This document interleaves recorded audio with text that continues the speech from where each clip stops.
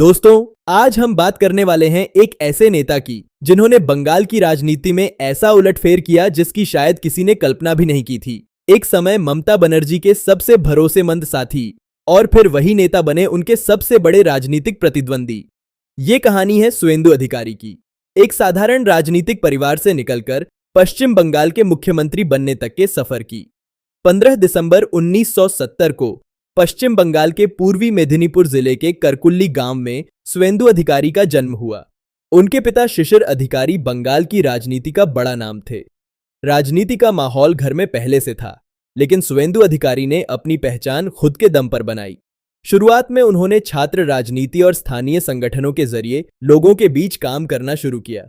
धीरे धीरे उनकी पकड़ ग्रामीण इलाकों में मजबूत होती चली गई। लोग उन्हें एक ऐसे नेता के रूप में देखने लगे जो सीधे जनता के बीच जाकर उनकी समस्याएं सुनता था। साल 2007 यही वो समय था जिसने सुवेंदु अधिकारी को पूरे बंगाल में पहचान दिलाई।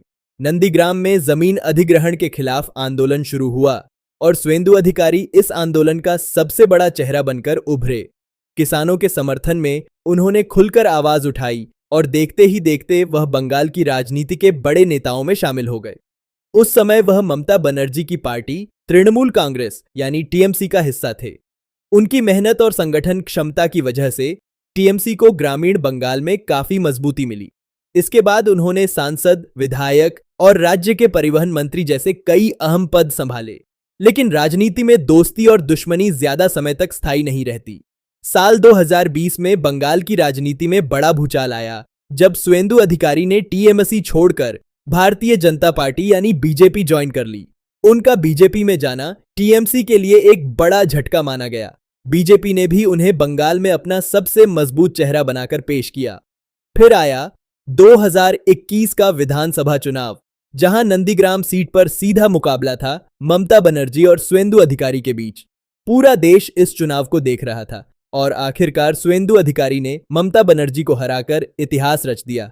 इसके बाद उनका राजनीतिक कद और भी बड़ा हो गया। वह पश्चिम बंगाल विधानसभा में नेता प्रतिपक्ष बने और बीजेपी के सबसे प्रभावशाली नेताओं में गिने जाने लगे।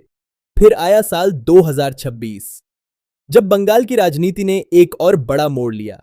सुवेंदु अधिकारी ने नंदीग्राम और भवानीपुर दोनों सीटों पर जीत हासिल की।